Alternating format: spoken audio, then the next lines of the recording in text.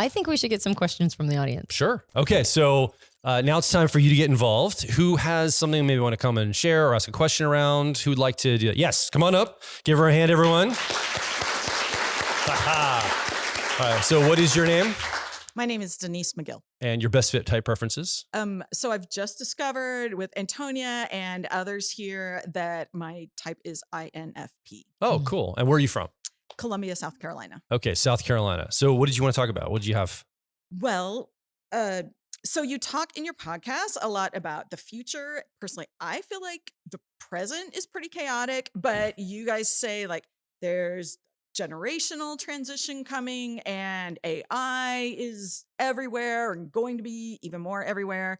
So my question is, as a Gen X INFP, where do I fit? I want to be brave, but I like a lot of it just makes me want to crawl into my turtle shell. Yeah. What's scary about it? Why does it want to make you crawl into your turtle shell? Well, I've heard you say things about like the Gen Xers need to step up and take leadership. Yeah. And I mean, other people are getting old, and it really hasn't occurred to me at all that like I'm next in line. It almost feels like I'm a Gen Xer too. It almost feels like, wait, I'm the adult now? Like exactly. I'm in the adult leadership position. What? Like that's a shock, I think, to a lot of us Gen Xers because we were ignored for so long and there was nothing really expected of us. We could just fly under the radar and do our thing. So we talk about getting unstifled or putting yourself out there. It's almost like this. Well, what I hear, it's almost like it's a surprise that that's even an option or that, oh, this is the time in my life to do it. It doesn't sound as scary as it sounds surprising to you, maybe. Well, I think I've like kind of just figured out my type, which is amazing and great, but also like I'm feeling like I'm having to get adjusted to, the new me. And like, I feel like I'm like repairing the airplane as it's flying through the air. Gotcha. Okay. Yeah. Do you feel like there has been, I mean, to segue the conversation around stifling and then the topic of, well, then how do I step into, right? The expectation, maybe like we've been taught. I mean, it's not our theory, it's generational theory. Right. We think it's interesting. We don't know if it's true, but it's fascinating to, at least me, it's fascinating to me. But this idea that regardless of whether or not generational theory is accurate, we are getting of an age where we are next, right? In line for leadership. So has it felt like times in the past you wanted to take leadership, but you throttled yourself or you didn't feel qualified or you didn't feel like others around you would accept it? A big issue is that I mistyped myself for so long and that I was like trying to do my thing, but it wasn't fitting and I wasn't very effective at it. And that, other people around me were noticing that. And so I think I was throttling myself like, oh, I don't want to be noticed and I'm scared of making mistakes in public. And so I'm feeling like, yeah, okay, I can like try, do this better. But like, oh my gosh, now everything is changing. And oh my gosh, yeah. Yeah. And then when you have, when you've had that recently happen, particularly for somebody with INFP preferences, I mean, one of the big challenges to finding one's best fit type is that there's a little bit of like, don't I know myself well enough to be able to find it? Yes. Yeah. I think that's one of the reasons why sometimes it's hard to not place our ego into our type quest or like being the journey of finding one's best fit type, because we should know ourselves. We forget that it's also knowing the system. Plus, like, I'm a Gen Xer. Like the end is out there somewhere. Yeah. It's not just out there. Like it's there. Yeah. So I think I'm going to speak to the Gen X part even more so than the type part. Although my observation has been that the extroverted thinking or effectiveness part of an INFP, the desire for leadership, the desire to help guide and lead something sneaks up on INFPs, right? I would say in my particular case, like I've tried to step into leadership and it's not gone very well.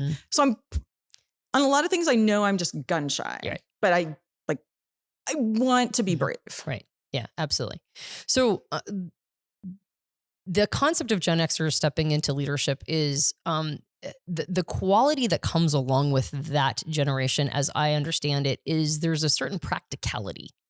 It's more about like the leadership style of Gen X is more about practical solutions, trying to not be so idealistic. We're sandwiched between two generations, baby boomers and millennials, that both are fairly idealistic. Boomers as the archetypal energy of a prophet, which is I speak something out and it happens around me. Now, a lot of baby boomers don't know that one of the reasons why that worked for so long is because Gen Xers were right underneath them, and we're a practical generation that just kind of makes things happen and we patch it all together. And so baby boomers kind of have this idea of like, well, if I speak it, it happens, right? And they're not 100% sure how that all works. They just know that it works, right? And then on the other side are the millennial generation that has the archetypal energy of a hero. And they're designed to take on a lot, to be really hyper focused on making sure that we all get through it. And in the vernacular of this hero generation of the millennial is saving the world, right? And so there's a lot of idealism around saving the world and making sure that we have an impact on the world, right? But it's real big. Like the concepts are big and the stakes are big and Abstract. it's really abstract. It's like, how does one save the, I mean, as a Gen Xer, I'm like, you can't save the world, right? But millennials are like, what? Of course you can save the world. And it's like, no, you can't. I'm sorry.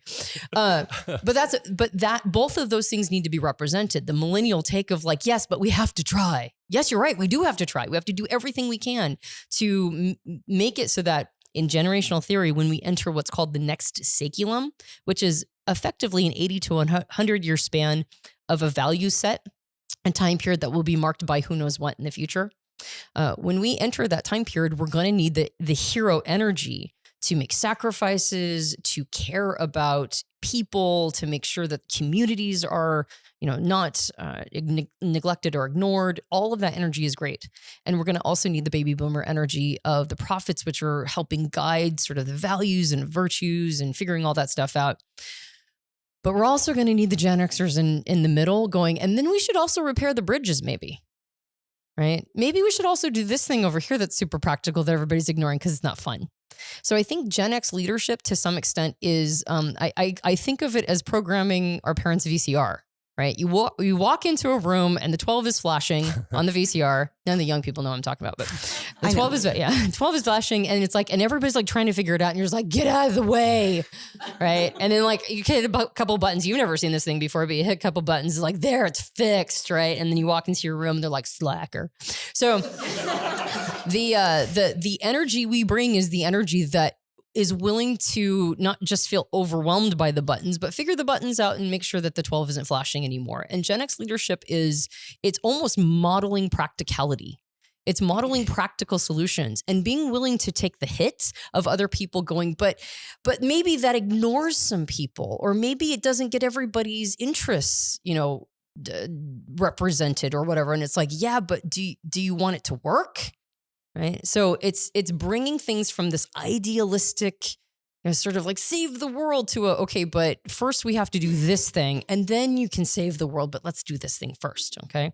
It's a very practical way of leadership. Now I know as somebody with INFP preferences, you're like, that sounds awful. Yes. Right. Yes, it does. Yeah. Sounds super lame. Can I be a millennial? Can't just my Gen X friends do all that. Right. But it's really kind of a grounding energy. And people with INFP preferences, while there is definitely the inner romantic, idealistic part, there's also a grounding energy that INFPs can have. Sort of a realism about staying true to the self in a practical way. Right. Because here's what I've observed. This is just between you and me. Okay. My observation has been that the you have to save the world message is actually a burden to millennials. It's a burden. And the expectation of everything you do has to have some sort of positive implication and everything you do has to be, for the greater good. That's actually not authentic to a lot of people in that generation. Now, that doesn't mean they don't have a place in all of it. It doesn't mean that don't still have that hero archetype energy. But there is something to be said for allowing ourselves to admit when that's not really the thing we want. Maybe I just want to have a family. Maybe I just want to go do this thing over here. Is it okay if I don't have this big activist cause? Is it okay if I just do my thing? Now, I know I know you well enough to know that you do have, you have one of the most practical ways of communicating to the world what's really happening through, because you want to go ahead and say what you do for a living? I'm a photojournalist. That's right. I know that. Documentary filmmaker. Mm-hmm. So as a photojournalist, there is something to be said for journalism that, modern day journalism is a lot of, it's our job to tell people what they're supposed to be talking about. Right. That's not my form of journalism, just for the record. Yeah, yes, because you're practical, right? Yes, because you're not idealistic. Exactly. Right. And so you go, okay, well, you guys can all be talking about, you think that you're supposed to be telling everybody what they're supposed to be talking about, but I'm going to take pictures of what is actually happening. What's actually happening. So people can make their own opinions. They can come to their own conclusions based on what they're seeing with these images. Right. For an INFP that's romantic, you certainly chose a very practical expression of that industry. Right. Yeah. True. And it's not necessarily telling people what they're supposed to be thinking, which is another Gen X quality, which is like, you kind of get to think whatever you want to, according to Gen X. Well, not all Gen Xers. Some are very imposing. That's not all of them. But there is sort of a live and let live sense, right? But at the same time, you should be informed so that you can make better decisions. So I think the field you chose, the direction you're going, and the desire to make it grounded in reality. This is all these are forms of leadership, right? At least it's giving people the building blocks to form their own thoughts, right? And one could argue it's a form of thought leadership. So does that mean that you have to go, take on some sort of big C-level executive position, or does it mean that you have to go get involved in local politics or whatever? I mean, you can if you want to, or you can continue doing what you're doing and finding more and more practical ways to keep people grounded so that the conversation doesn't get too abstract. It doesn't get too values without thinking about the implications of how we're talking about those values. Like, we can say anything we want, but then it becomes policy. And now we get to see how the policy rolls out, right? And we get to see what it does. And we get to see that with our own eyes with photojournalism. Does this make sense?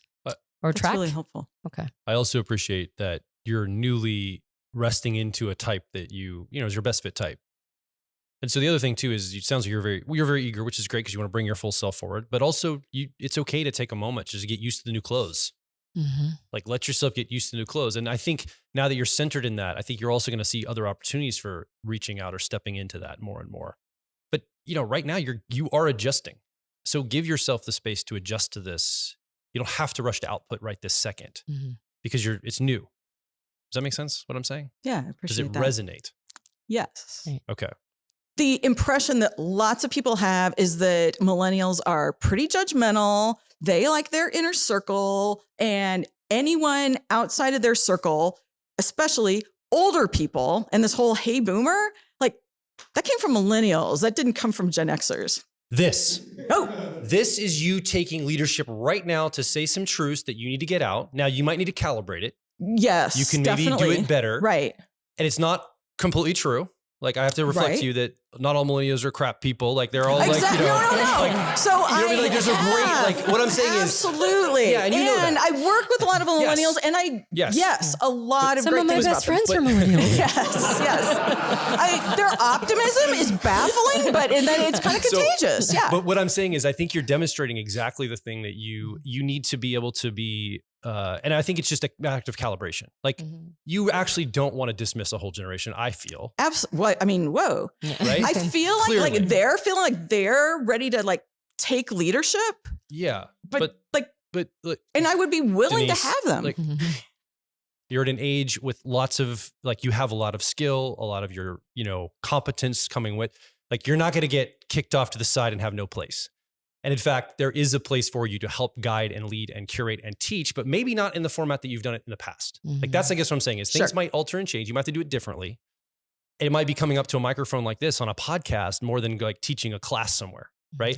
There might be other ways that you're going to lead and step up. And I think that a lot of young people would appreciate teaching and guidance and leadership. I don't think they're all rejecting it. And I think there's almost a sense sometimes well, if no one's going to do this, I have to. But if there is competent leadership that steps up, I think people rest into that. I think people love the certain leader who says, I think this is how we need to go forward. And so I think you're demonstrating the very leadership that you're going to be bringing. It's just a matter of developing it, just guiding it, curating it, getting better at it. Yeah. Honestly. Have you read The Fourth Turning Is Here yet?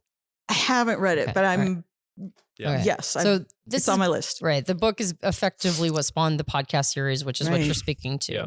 And I think a couple different things have come up while you're talking. The first one is millennials, the hero generation for every version, every saculum they've been in, they have some of the biggest sacrifices to make. Yeah. Like the millennials are going to be sacrificing a lot coming up. And that when I was really reading about the sacrifices that they make and that they're willing to make, see this whole like idealism thing. Sometimes I'm like, okay, kids, right? I mean, even though like millennials are now in their early 40s, right? Or up to 40, but it's like, all right, guys. But there's a part of that energy that's needed in order to make the sacrifices that they make. And I don't mean their lives necessarily, but I mean like tough times might be coming up, and it's that like get together and we're all in this together energy and spirit that's going to that energy is going to be part of like what from behind propels us forward. And leadership is more about calibrating the direction we go. So there's going to be the millennial generation is so important for bringing that energy and there's an upbeatness about the generation. Gen Xers are not upbeat. We're not upbeat people, right? That might be one of the reasons why we're easy to forget and ignore, right? We're not exactly likable, you know what I mean? So that millennial... But that's what makes us cool. Right? Yes. Yeah, being liked is lame. Being ignored is awesome. So, but there's that millennial energy that kind of helps boost us to the next place. And then the Gen X practicality is part of how we make sure that we establish smart policies going forward into the future. I mean, I'm seeing more and more Gen X leadership pop up. And then remind people about what our jobs really are, not the ideals, not the abstractions, not like it could be this way. And it's like, yes, but it is this way. It is this way. And if we want whatever you're talking about, then we're going to have to do these things. Well, those are distasteful. Yes, but that is the path. Yep. Right. So it's kind of a willingness to be Gen Xers bring a willingness to be disliked. We bring a willingness to be the bad guy. And you model it. Honestly, you model it through leadership. You say, I'm willing to take the hits. And I think it inspires younger people to do the same. Yeah, exactly. So I recommend reading the book because it gave me such an appreciation for the millennial generation. And I kind of had a bit of an attitude before too. It's easy to do, right? But and there's a part of it that's like sort of generational bias and like we're all patriotic to whatever it is that we are. And so there's a bit of that. But I think I think the book itself really talks about where all of the archetypal energies need to be, how important they are, what role they play in like wherever we go next. And I just really have a profound appreciation for the millennial generation. And I think the book might help with that too. So, but it's okay to be a Gen Xer too. And a part of it is, you know, we're not always liked. We have salty things to say and they need to be said. Thank you. Yeah. Can I just say quickly for the record? Quickly. I actually really like millennials. Okay. So I was playing devil's advocate. I work with millennials a lot and I go around telling my colleagues how great they are. And yes, their dedication and beliefs and collaboration, they actually, yes, it's all great. And most of the room is actually probably millennial. So yes, exactly. Hopefully they don't get you in the parking lot. I can't see the faces of people behind me, but yes. Thank you, Denise. Give her a great big hand, everyone.